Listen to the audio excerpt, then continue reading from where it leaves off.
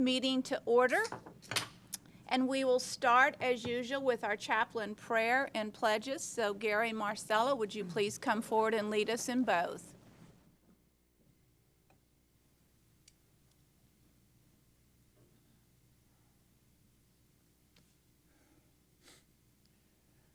To the members of to the mayor, members of the city council, and everyone here, good morning. Will you join with me in a word of prayer? Father in heaven, in the name of Jesus, we bow before you to say thank you for this day. We thank you for your grace and how you have provided for us each and every day. And as we assemble here to take care of the business of this city, I pray that you endow all of us with wisdom, and knowledge, and revelation and understanding, that what we do will glorify you and that you will be pleased. We thank you, dear Lord, also as we begin Police Week this week, that we honor all of the police officers and those who have paid the ultimate sacrifice to serve this community or whichever community they were in. We thank you and we ask you in Jesus' name, have your way. Amen. Allegiance to the flag of the United States of America and to the republic for which it stands, one nation, under God, indivisible, with liberty and justice for all. Honor the Texas flag. I pledge allegiance to thee, Texas, one state, under God, one and indivisible.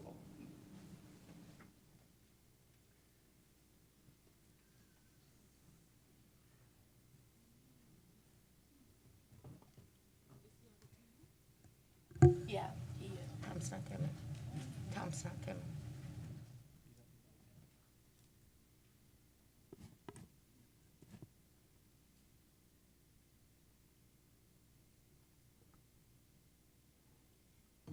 This morning, we have 3 proclamations, and the first one will be the proclamation of May 9th through 15th, 2021, as Police Week, and May 15th, 2021, as Peace Officers Memorial Day. Would all of you please come forward?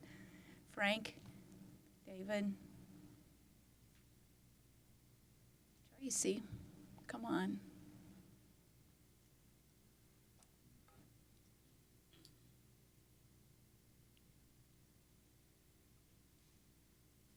In 1962, President Kennedy proclaimed May 15th as Peace Officers Memorial Day and the week in which it falls as Police Week. This week pays tribute to officers who died in the line of duty and recognizes current members of law enforcement. The San Angelo Police Department will host a number of events to honor these men and women. Law enforcement agencies in San Angelo and Tom Green County provide vital public services and play an essential role in protecting those in San Angelo and Tom Green County. It is important to recognize their duty of safeguarding life and property, preventing violence and disorder, and guarding the innocent. Now, therefore, I, Brenda Gunter, Mayor of the City of San Angelo, Texas, on behalf of the City Council, do hereby proclaim May 9th through May 15th, 2021 as National Police Week and call upon San Angelo citizens to participate in ceremonies commemorating law enforcement officers, past and present, who have rendered a dedicated service to their communities. I further call upon citizens of San Angelo to observe May 15th, 2021 as Peace Officers Memorial Day, in honor of those peace officers who, through their courageous deeds, have lost their lives in the performance of duty.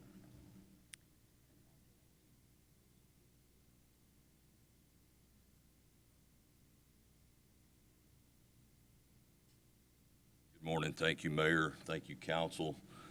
We will kick off Police Week this coming Monday at a flag-raising ceremony at 10 a.m. at the Sheriff's Department, which is open to the public.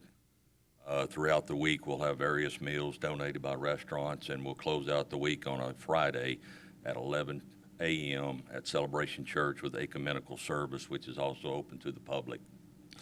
On Saturday, the Concho four-wheelers will have a benefit barbecue. I believe it starts at 11 o'clock a.m. at Celebration Church and it'll run till about 2. All donations for the plates will go to first responders. there's not a day go by that we don't think about these brothers that lost their life in the line of duty. This occupation is getting harder and harder. I think you'll notice that every time you turn the TV on, it seems like there's an officer that's gotten killed. Our job is getting more difficult. You know, trying to find somebody in this profession now is extremely difficult. I lose sleep at night, and I know my guys do. If a tragedy ever hits here in San Angelo, and we know it can, just like anywhere else, you've seen it. But I have comfort knowing that if it does, the citizens of San Angelo will be with us. The outpouring support that we have in this community is ungodly, and for that I'm very thankful. You don't see that in a lot of cities our size and larger. The support for the law enforcement and military here is outrageous, and for that I thank each and every one of you. Thank you.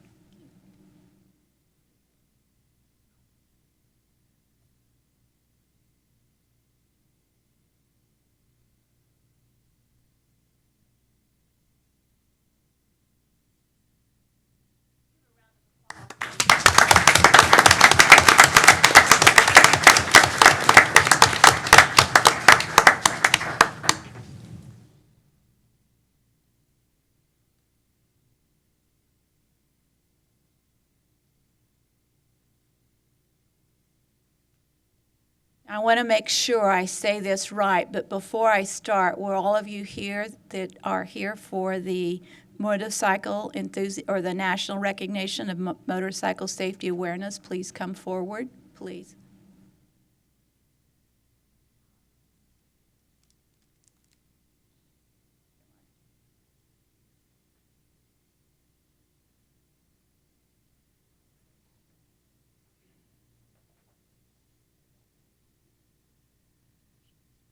Ponderosa, MC, as members of the Region 5 Texas Council of Clubs and Independents, in collaboration and support of the National Safety Council, TxDOT, and local motorcycle enthusiasts, would like to remind all road users that the month of May marks a national recognition of Motorcycle Safety Awareness Month. Motorists are reminded of the frequency and higher seasonal return of motorcycle enthusiasts to Texas's roadways during this month. Due to their smaller size, motorcycles may easily be overlooked in regular traffic flow. Motorists are encouraged to always be aware of motorcycles on all roadways when approaching intersections, when performing lane changes, as well as whenever motorists near or pass other vehicles, including motorcycles. Motorcyclists are encouraged to operate their motorcycles in a defensive manner and within the rules of the road. Motorcyclists ask that as motorists drive, they take a few extra seconds to look twice before motorcycles, both during Motorcycle Safety Awareness Month and throughout the year to promote overall safety. Therefore, I, Brenda Gunter, Mayor of the City of San Angelo, Texas, on behalf of the City Council, do hereby proclaim May as Motorcycle Safety Awareness Month in San Angelo, Texas, and encourage everyone to share the road safety.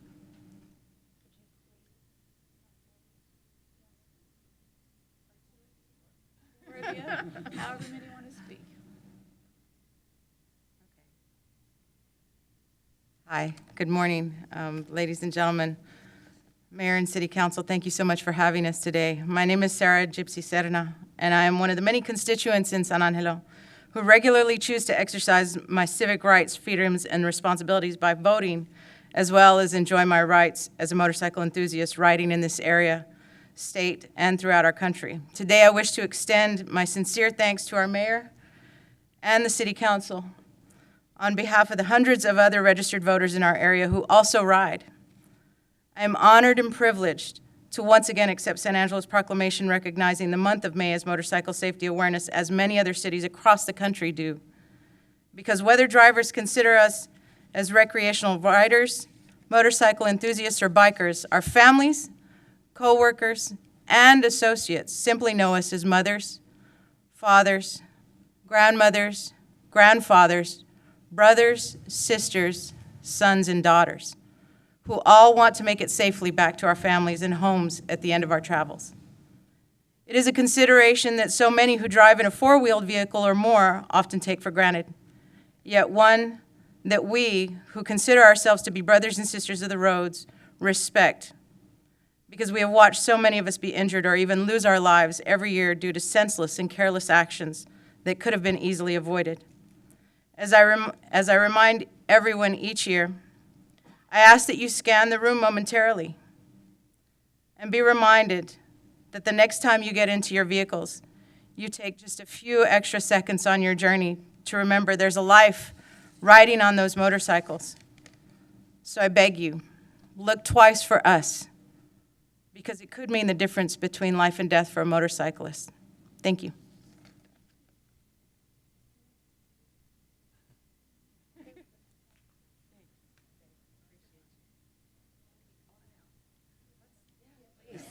Let's do that banner.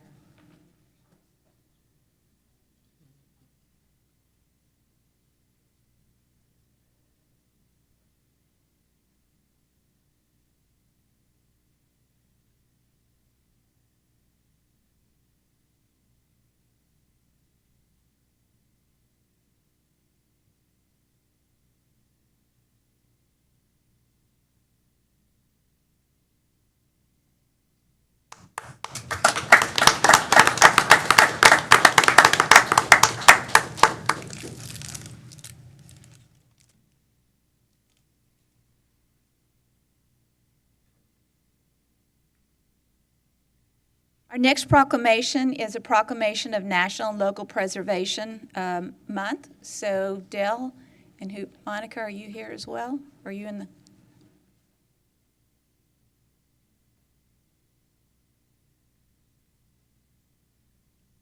Every year in May, national and local preservation groups, state historical societies, and business and civic organizations across the country celebrate Historic Preservation Month to demonstrate the social and economic benefits of historic preservation. Downtown San Angelo, Inc. has been a vital organization promoting the preservation of history, culture, and significant structures in historic downtown San Angelo, Texas. Some examples include Historic Mentions and the Historic Downtown Magazine, which outline a brief history of downtown San Angelo's oldest and dearest buildings. The Walk Through Time banners placed across downtown streets to recognize the history of downtown properties as they were formerly utilized and how they are presently occupied. Construction of the historic streetlights in Gateway on Concho Avenue, the first established street in San Angelo. And advocating for the Tax Increment Reinvestment Zone program, an incentive for property owners to improve commercial and retail properties while preserving the architectural and historic character of buildings and corridors. Downtown San Angelo, Inc. has received National Main Street accreditation for the 12th year in a row and mark a success of this community's commitment to preservation. Therefore, I, Brenda Gunter, Mayor of the City of San Angelo, Texas, on behalf of the City Council, do hereby proclaim May 2021 as National Historic Preservation Month in San Angelo, Texas, and call upon citizens to support the continued efforts of preservation in our community. Thank you, Doug. Thank you, Mayor and Council, for the support, city staff. We're currently working on designation for a district in downtown that will be protected and preserve our history and culture, which is one of the main ingredients of our Main Street program. So thank you very much.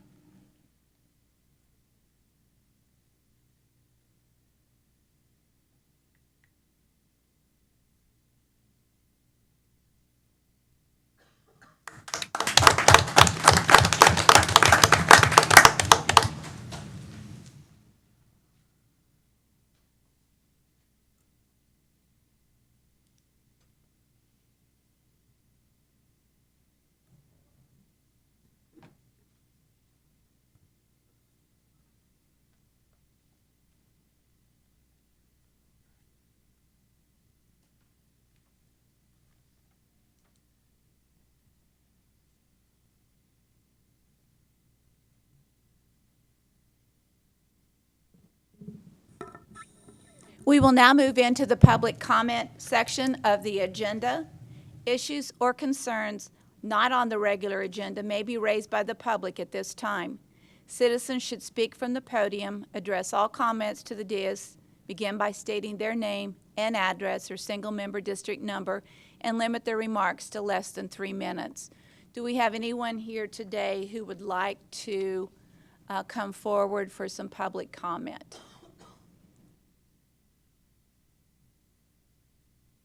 Morning. Morning. Brian Groves, Public Information Officer. I just want to let you guys know that we are publishing a new street webpage today. We're going to be releasing monthly street reports. We've been working with our Public Works Department over the last month to get a new webpage full of all sorts of different information regarding active projects, completed projects, future projects, things like that, in an effort to educate the public about what we're doing about our street infrastructure. So you can go to our website at costatx.us/streets. We'll be pushing that out later today to let everyone know about it. I just wanted to announce that here. So, Thank you very much. I would like to offer a couple of comments. One is I want to repeat the issue as it relates to Suddenlink. We continue to have problems with Suddenlink and continue to receive comments and concerns and issues with Suddenlink. And those people who have chosen to follow up and watch the video and work with Suddenlink have found some success for their issues, so I would encourage everyone to continue to do that. So we'd like to address the ongoing matter with Suddenlink Communications. We are fully aware of the dissatisfaction and frustration so many of you are experiencing with your service. We also understand that there are many complaints related to the lack of customer service. We want you all to know that we hear you and sympathize with your frustrations. When you entered into a residential service agreement with Suddenlink or a business service agreement with Suddenlink, you agreed to contract provisions related to how disputes would be handled. Those provisions require arbitration on an individual basis. As a result, the city is not able to intervene on behalf of the citizens, and any class action lawsuits against Suddenlink would be prohibited.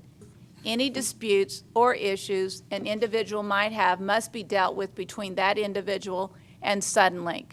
The city cannot do anything on behalf of the citizens of San Angelo regarding Suddenlink.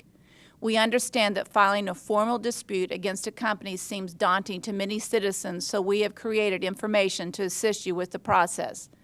The city has outlined steps, including sample documents that residents can use if they wish to file a formal notice of dispute and arbitration against Suddenlink. This information can be found at cosatx.us/Suddenlink. There you will also find a video interview and a step-by-step guidance on the notice of dispute and arbitration process, including sample forms that you may use to imitate this process. This information will be sent out to the public later this morning, and that was done. It is our hope that our citizens will utilize this information to formally voice their concerns to Suddenlink in the form required by your contracts. We will continue to advocate for better service on behalf of our citizens, but the strongest voice in the conversation is yours. So please continue to go to the website, look at the information. As I said earlier, there are many citizens who have done that and have found a resolution to their issues. So it is working as a process. I also today want to thank the West Side Baptist Church. They have created crosses and placed crosses on the frontage road. If you look up on the hill at the 3900 Houston Hart Expressway, they're placing 300 white crosses to represent all the citizens who have died from COVID. There was a ceremony on Sunday. It was really well done, and they have put a lot of heart and soul into the crosses and the placement of it. And should there be any families who are not aware of it, please contact them at the West Side Baptist Church or call Joe, the pastor, at 212-3468 and visit with him about your family being recognized as well. Thank you.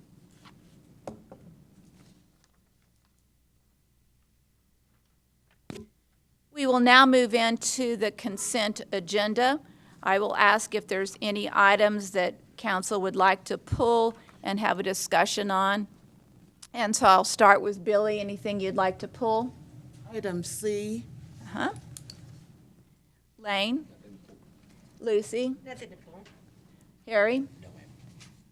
Tommy? No, ma'am. I'd like to also pull item D. So we will start by asking for a motion for approval of the consent agenda with the exception of items C and D. May I have that motion? Motion by Lane, a second Second. by Lucy. Any public comment on the consent agenda with the exception of items C and D? With none, we'll take a vote. All those in favor of approving the consent agenda, please say aye. Aye. With none opposed, a consent agenda is approved. We will go to item C. Consider approving change order number 1 to ES-01-21 Southwest Boulevard Improvement Project with Reese Albert, increasing the total contract amount by $737,606.32 and authorizing the city manager to negotiate and execute all related documents. Welcome, Shane. Good morning. Good morning. Morning. Ms. DeWitt? Yes, sir. Shane, just a couple of questions. And I read that this is, budgeted for in our rehabilitation reconstruction bond fund. But it says that we anticipated a pavement thickness of 2 inches, and it turns out it's 4 inches. How do we typically usually measure those? Yes, ma'am.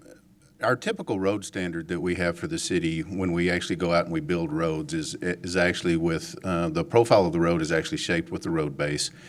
And then we actually put a 2-inch, basically asphalt, it's HMAC, but an asphalt layer over the top of the flexible road base.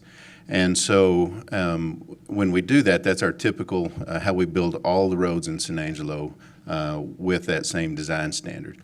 And so as we go through and we're doing these rehabilitation projects, especially on the portion where we're concerned about now, where we're just doing a mill and fill or a mill and overlay project on it, where we mill off the 2 inches of the asphalt layer and then we proof roll the flex base that's underneath it, and then we just add 2 inches back to it. And that's typically these rehabilitation projects and how they go. And as this project was designed, it was designed with that standard in mind, is that when this road was constructed, it used the typical city standard for its construction.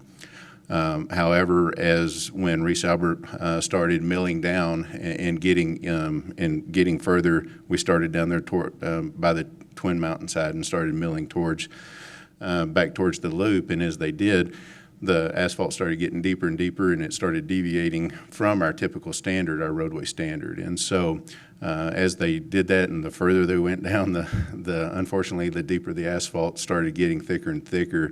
And for whatever reason, when that road was constructed, especially from about the Saddle Ridge area back down to the Rockbrook area, for whatever reason, when that section was built, they used asphalt to build the road profile instead of the road base. Again, we don't know why, when that was constructed, why they did it that way, but that's what we found after we got into it in the construction phase of it.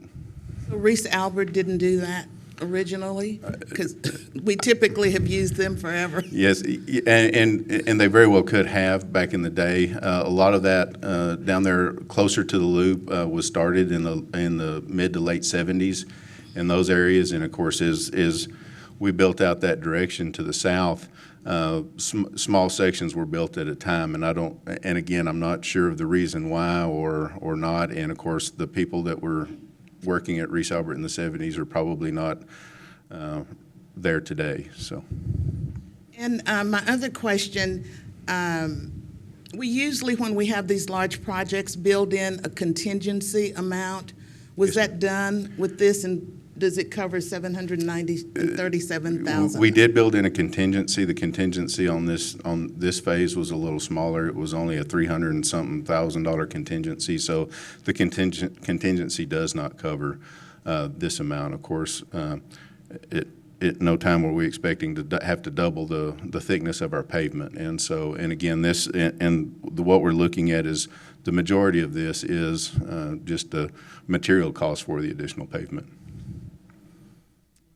Jane, the question I have and concern I have is as you get to the frontage road there on Southwest where the McDonald is and the gas station used to be, obviously that's highly trafficked and has been worn pretty thin. So do we have enough built in to the existing plan to make sure that there's a long life with that intersection and with the traffic that? Yes, ma'am. Uses That area right through there, all the way from Green Meadow all the way to the loop right there is scheduled for complete reconstruction in that area. So we'll take it down, we'll take the base all the way down 12 inches and we'll build back up. And so we'll come back up. New culverts coming, new larger culverts coming in there at the McDonald's where the Arroyo crosses right there at Southwest. And so we, again, increasing the flow capacity of that structure as well too.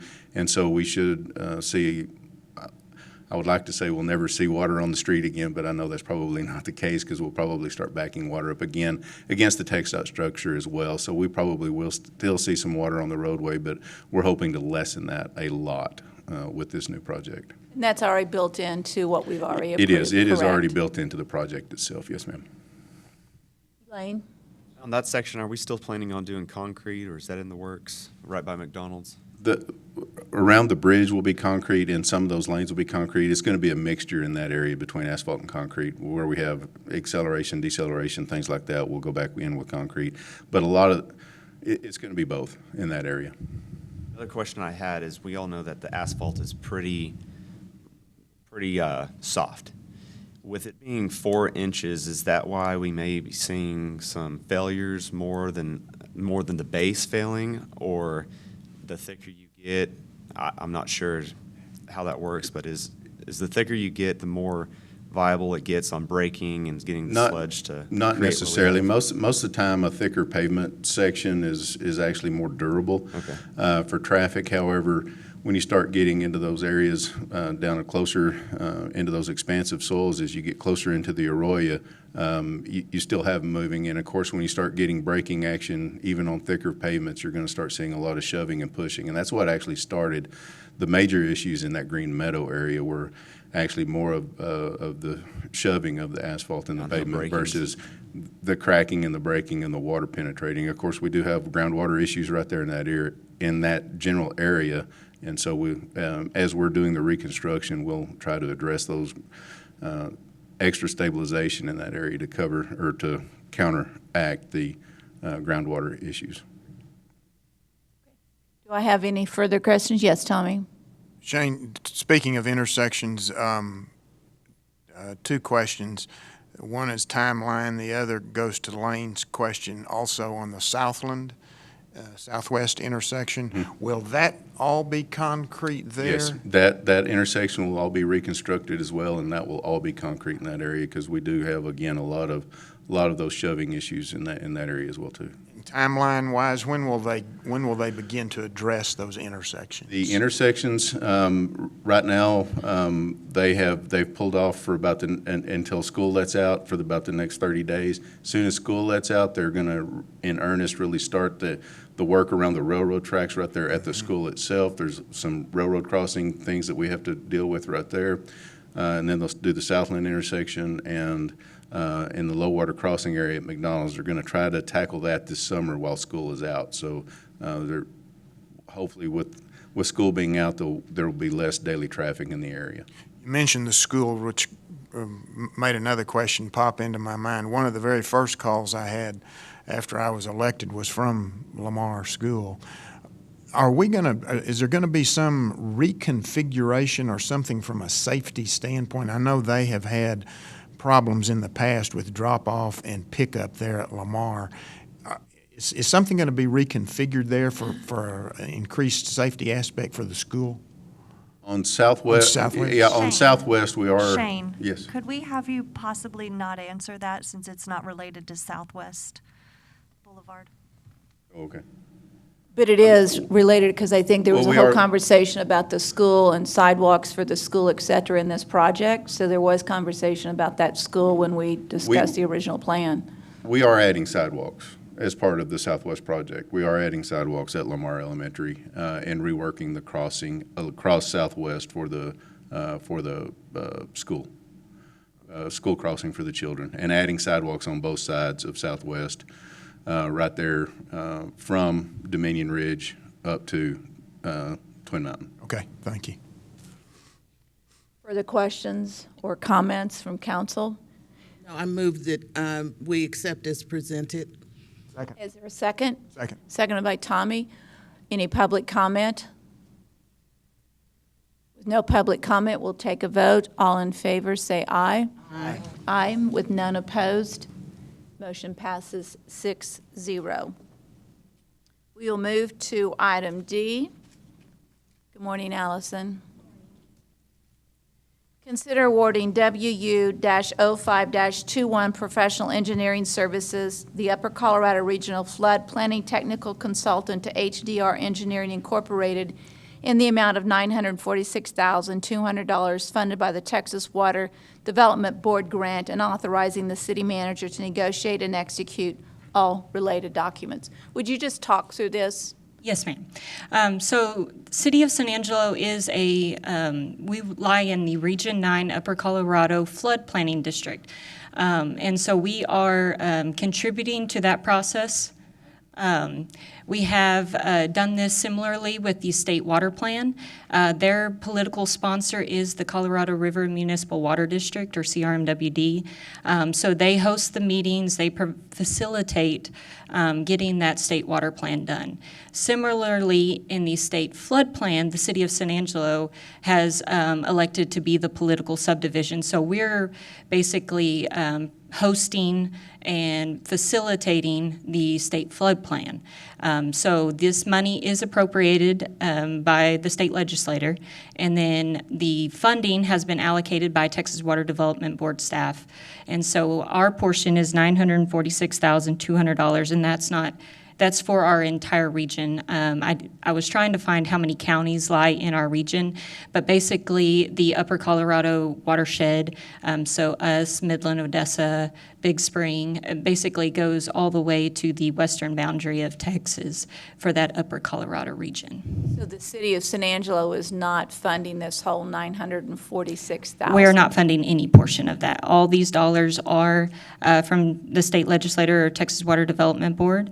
And so we are just going to be the facilitators. We'll review the pay apps by the engineering or technical consultant, and then we will pay those as they're approved by the Region 9 board. Okay. Do I have questions from council or comments? Then may I have a motion for approval of item D? Moved by Lane, seconded by Lucy. Any public comment on item D? With none, I will ask for a motion for approval. No public comment. Take a vote. All in favor, say aye. Aye. None opposed. Motion passes 6-0.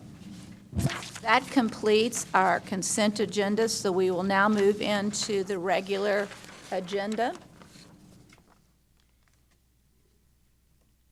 Comments regarding items on the regular agenda may be made by the public when each item is discussed as outlined above. Applicants, proponents, and appellants are accepted from the time limit above and must limit their remarks to less than 5 minutes.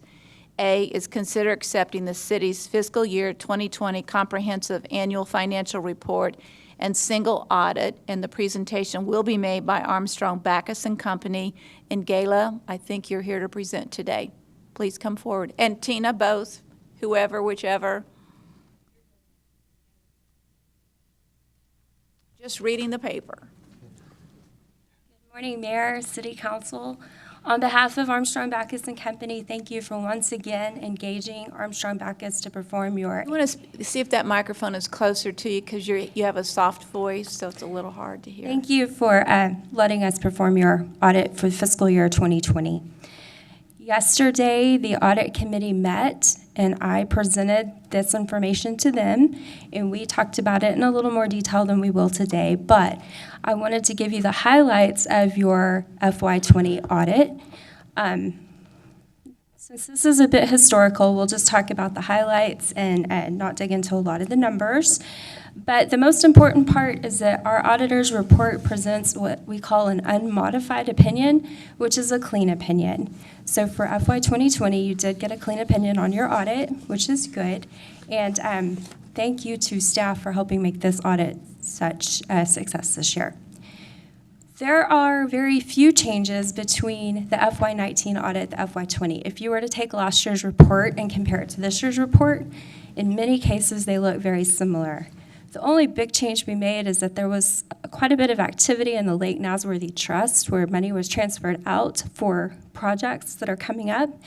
And because of that, it became what we call a major fund. And so it's presented separately in the financial statements, whereas in the past it was in the aggregate other column. So that's one change you'll see.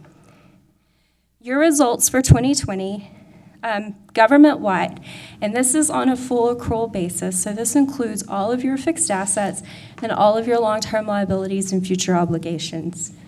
For 2020, your total assets were $728 million.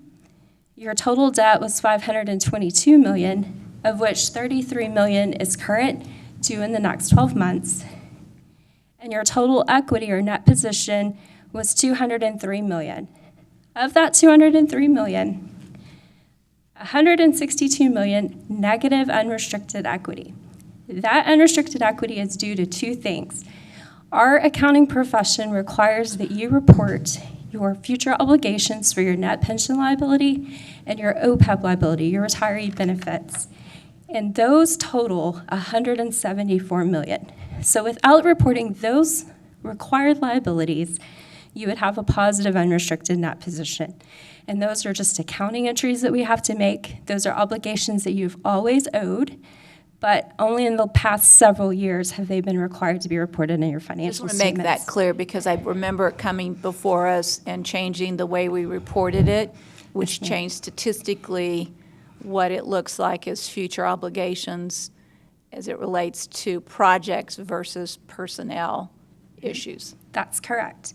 And y'all are continuing to fund your pension liability for future and your OPEB, but currently the contributions towards those are less than what the liability is. But those have always been there. Those are just accounting entries that are being made. So your change in net position or your net income or loss for the year was positive. You had a $714,000 profit for the city as a whole, which is healthy. Also included in our audit is an audit of your one discretely presented component unit, which is Costa DC, and they had a positive change in net income of $980,000. So it was a very good year for the city. In addition to Can we stop 1 minute? Yes, ma'am. In going through this report on page 17, because it's noted a couple times about the Lake Nasworthy Trust Fund, and I'm a little confused about the numbers because it says the city's governmental activities decreased by $19.4 million. This result is due primarily to a decrease in the market value versus the book value of the city's investment, so I'd like explanation of that. And the transfer of the Lake Nasworthy Trust Fund balance to the water and sewer funds, which I understand, but on the next paragraph where it says business type activities, it talks about an increase by $20 million, which is primarily the result of the Lake Nasworthy Trust Fund, which that number doesn't match up with the number in the trust fund that was approved by the citizens for the benefit of the Lake Nasworthy Sewer Project and the Lake Nasworthy facilities improvement, recreational facilities. So those numbers include other things other than that transfer from the Lake Nasworthy Trust to sewer. That transfer was $17.9 million, and so there was some other. But even that $17.1 million doesn't correlate to the dollar amount that was approved by the citizens to be used for future projects. So the numbers don't match up relative to what we voted on, how we voted. So I just want explanation on that. Mayor Tina Diersky, Director of Finance. The 17.9 million that you said is the voters approved the amount that was in that trust fund balance on a specific date. I believe it's May 5th of last year. And so whatever that balance was moved out. $6 million was moved into projects for future projects at the lake. And the remainder, whatever that was above and beyond the $6 million, was moved into the sewer fund for future sewer projects. So those two amounts together would equal whatever the balance was on that date that was approved by the voters. Just to be clear on those numbers. Thank you. The other question you had involved a change in market value on your investments. And so at 9/30/2020, historically and going forward, the city always holds their investments to maturity. That's never been an issue. But at 9/30/2020, the market didn't allow for much investment opportunity for long-term investments. And so You mean the rate of interest? the rate of interest Okay. was very low. And so a lot of the money was held in money market until it could find a long-term home to gain a higher rate. And so if you look at 2019 compared to 2020, the investment balance is much lower, the cash balance is much higher. So the city still had the funding, it's just it was converted from investments to cash, and the change in that is reflected in your income statement. Continue. Okay. Any other questions about the annual report before we move to the single audit? We also performed a single audit, which is required anytime a government spends $750,000 or more in federal funding. And for 2020, you had $3.4 million of federal expenditures provided to you through grant funding. And as a result, we have to come in and we have to do a compliance audit of those grants to make sure that you're spending the money in accordance with the grant agreements. We can do a calculation to pick which programs we test, and this year we tested WIC and the Airport Improvement Program. We had no compliance issues with either one of those. Historically, we've not had findings with those, and so it was a good single audit.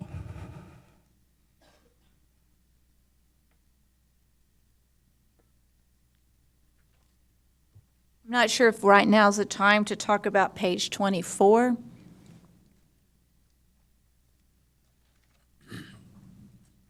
On page 24, it says we did $4 million in improvements to the sewer system. Can you define what those projects were? Specifically, I think Tina can answer that better than I can.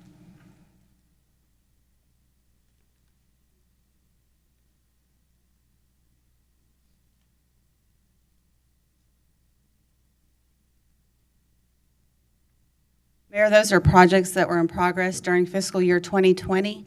The improvements to the water and sewer system were likely related to the improvements that were made to the streets for reconstruction. For example, on Bell Street, I think there was $12 million in water and sewer dedicated to that project, maybe some in addition at College Hill. So more than likely, those projects were related to the street improvement projects and the infrastructure underneath. Okay, thank you.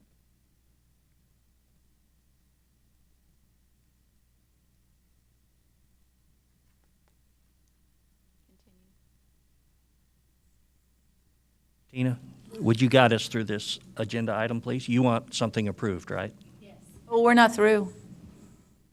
Yeah, we'll do that when we get there. We're just not there Yes, ma'am. yet. If you have more questions. Yeah, I do. I'm sure other people do. There was also a chart, and I don't know if okay, it's on page 66. Okay, on page 66, it defines by year dollar amounts relative to each of the various water resources. Can you talk through that chart? Because in 2022 through 20 thereafter, there's $0 there. So can you talk about the spent, $76,440 in 2021, and no dollars going forward, as well as the IV pipeline of $761,827 and no dollars in future years? So the Spence and Ivy pipeline projects, those have been obligations that y'all have been paying for many years. And it just so happens that those contracts end in 2021 as far as the payments go. The water rights still exist. It's reported as an asset on your balance sheet. But the payment for those water rights, that ends in 2021. So you have one more year payment to make for both of those. The Fort Stockton water rights is new for 2020.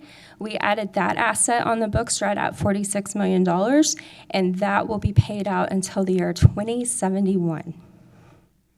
And then as it relates to the water rights we have, it's great that we know what water rights we have, but when the body of water has less water than when the water rights were negotiated, obviously we're not taking out the water we have the rights to because that body of water is depleted.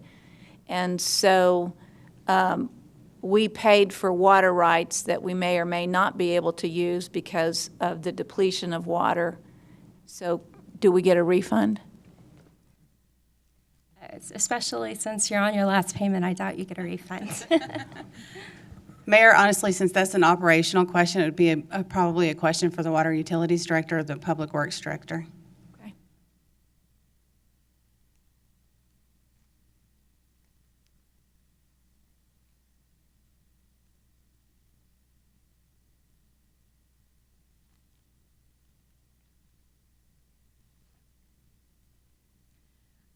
I assume you are talking about Spence Pipeline. So right now, yes, we are on one of our last payments towards the Spence infrastructure that was negotiated many decades ago. I can pull that information. I wasn't prepared to talk about Spence today, but I can pull that information and get it to you so that you can have a comprehensive look of what it is costing us. Yes, because we don't get the water. So, and I realize we agreed to buy it decades ago, so obviously we have obligations, but it'd just be interesting to know based off of what the obligation and amount of water we expected to receive versus what we actually can take today and what that calculates out to in terms of cost. Okay, I'll get that information to you. Thank you. Then on page 69, it goes through the various project descriptions, funding sources, the budget spent to date and balanced. But I'm concerned because if I look at the budget and then I look at spent to date and then I look at the balance, they don't add up. The numbers don't match. So if you took spent to date $15,992,711 and the balance is $8,263,930, and if you combine those two, it exceeds the budget of $22,812 and $318. So tell me how the calculations are made. It probably doesn't add up. This was a last minute. This Yeah. was a last minute change, and that's probably a typo. We can correct Well, that. there are many of them, so there'd be many typos. These numbers are hard coded in, and they're not calculated in the schedule, so it is possible that the addition didn't make the final edit. So could we get an update and a correction on that page 69 for future conversation? Because if you take a look at it, it's very confusing with what it says we budgeted, what we've spent, and then what the balance is. So our balances exceed the dollars that we said we were going to spend. Yes, we can definitely reissue that page and get it back out to you corrected. Those are my primary questions. Do I have other questions or comments from council on other pages other than the ones I brought forward? Part of the audit committee, I went through this yesterday, so. That's what I did too. That's why I had the questions. All right. With no further questions, then do I have a motion for approval of the item A? Harry made a motion. May I have a second? Second by Lane. Any public comment? No public comment. Anna, did you have one? Yes, please come forward. Have one, this is Anna Bartosh. Just get a little closer to the microphone. Anna Bartosh. When I was in college years ago, and I don't want to say how many years ago, but you can probably figure it out from your notes when the council approved the Spence pipeline. That was a pipeline to a dry lake, and I know as an active college student, we protested against that, but apparently they built it anyway. So now we're paying for that. That's just my comment. The reason why I was asking the questions, because the cost of the water is different than what was anticipated back then, and not that we can correct it. It was approved, and with time, the water depleted. Right. But we certainly want to continue to look into those things. So that would be something for future reference. Don't build a pipeline to a dry lake. Yes, ma'am. We'll make a note of that. It's an asterisk beside it. Check to make sure that body has water in it. That's great advice. Yes. And Mayor, I'd just Yes. like to clarify that we are making a motion to approve as presented with the change to page 69 for the minutes. Yes, and we accept the page 69 obviously is part of this report, but we want an updated part, and we will discuss that later. But we need to have clarification on why numbers don't match.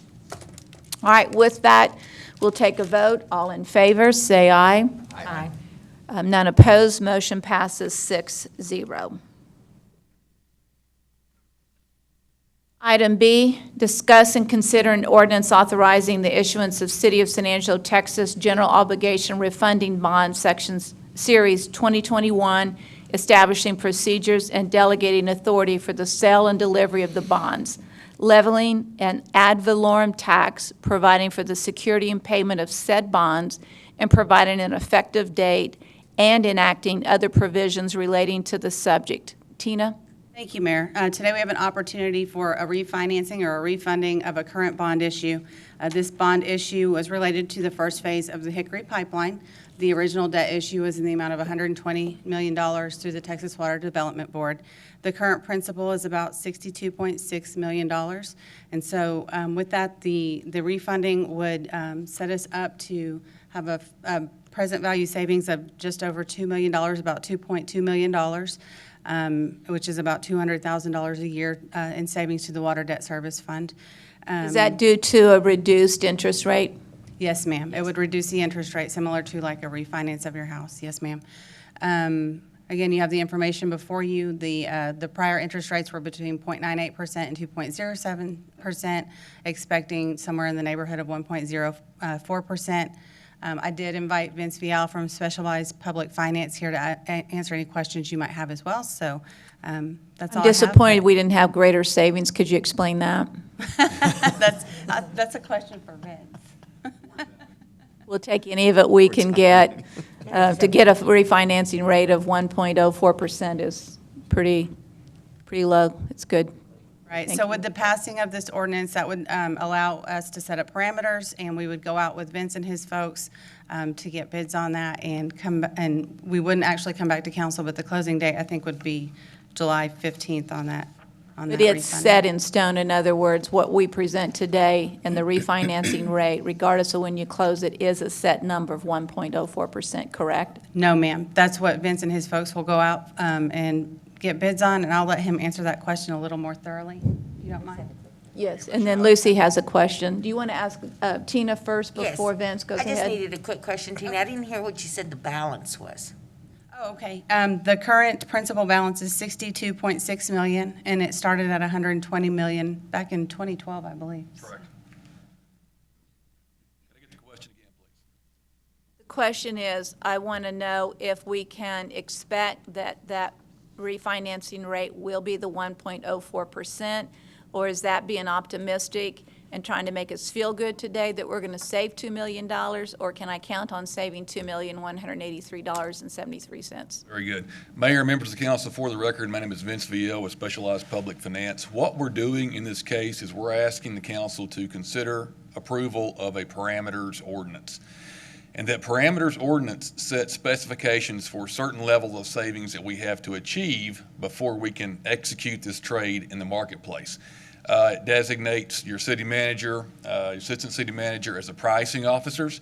It delegates that authority to them, that once we can achieve these goals, we'll contact them. They have final say, and then we can execute that order in the marketplace. What we're looking at in this presentation is a market rate of 1.04% on the refunding obligations. Those are at current rates, but that gives us what we like to look at, a net present value savings of 3.2%. We have got a criteria in the marketplace. Before we do a refunding, we have to meet or exceed a 3% level present value savings before we'll execute a trade. So having said that, Mayor, we're right there on the cusp. So these numbers that we're showing you of about $215,000 per year in savings, little under $2.2 million in overall savings, or just over $2 million in present value savings, that's where we are right now. We can't go much below that and still meet that 3% present value criteria. I'm fine if we can't go below it. I get it. I just want to know we got it. Exactly. And we cannot go below that 3% present value savings. We have to execute this trade in the marketplace before we can get that done. So we're at this level. That's where we are. Otherwise, we can't do it. Do I have further questions from council? All right. Then may I have a motion for approval of item B? So moved. And moved by Lane, as seconded by Harry. Public comment, please. With none, we'll take a vote. All in favor, say aye. Aye. Motion passes 6-0. Thank you. Mayor, big thanks to Vince and Tina for working on this, saving this money. We appreciate y'all. We will now move into a closed session, the executive session of the... We don't have one, so we're not going to go. All right, then. So we'll do item A, follow-up and administrative issues. Consider items discussed in closed session if necessary. B is a discussion of upcoming council meeting dates abutting holidays, June 1st, Memorial Day, July 6th, and September 7th. I recommend that instead of doing the first Tuesday, we do the first Thursday of that week. So, consistently. So if June 1st is Tuesday, then June 3rd would be that Thursday. July 6th is a Tuesday, then July 8th would be the meeting date, right? And then September 7th would become September 9th for our meeting. Does that work for everyone? Check my busy Okay. calendar.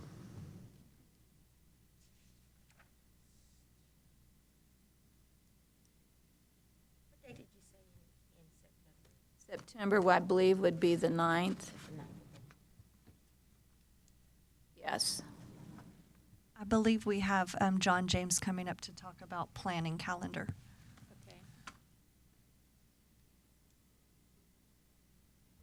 We actually do have some items that mailed notices went out actually yesterday, notifying property owners of cases that will be coming before you on the June 1st meeting. So either we would either need to keep it on June 1st, or we would have to re-prepare all of those notices and mail out.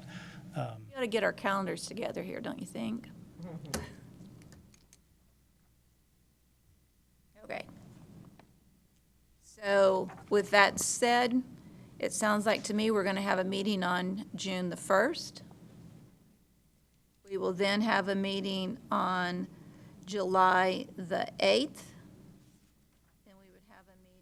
On September the 9th. Is everybody in agreement?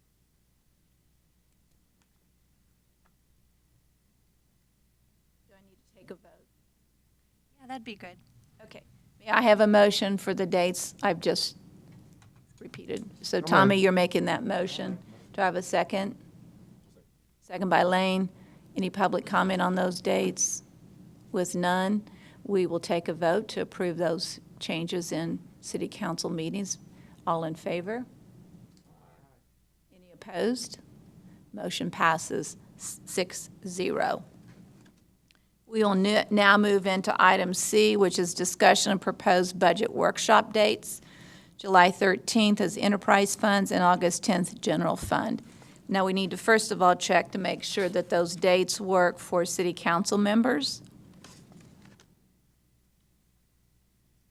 And I had recommended instead of doing just 2 dates, we might do 3 dates instead, because they... I've talked to Tina about that, so... Okay, that's Tina, something you we want to can talk do. about that? Yes, ma'am. First of all, just something to mention, on the August 10th, which would be a Tuesday between council meetings, we can definitely do that, and we would propose to do general fund on that day. Or last year, we have sales tax come in on August 11th, so last year we decided to do it on the Thursday following, so we had a little bit more information under our belts, but we are perfectly happy to do it either on the 10th or the 12th for general fund, so that's one thing to consider. And then for an additional workshop, we would propose July 27th for other funds, similarly to what we did last year as well. Any concerns or questions from council on that, or can you live with that? All right, we will accept those dates. Yes, ma'am. So August 12th is good for you? Yes. Thursday? Okay. Yes. Thank you.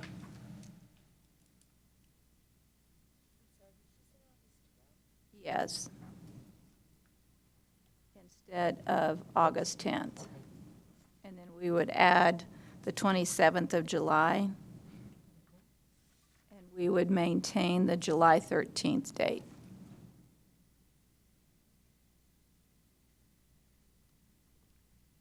All right, with that, do I have any announcements in consideration of We future? get a motion on those budget workshop dates as well? May I have a motion on those dates? So moved. Tommy, second.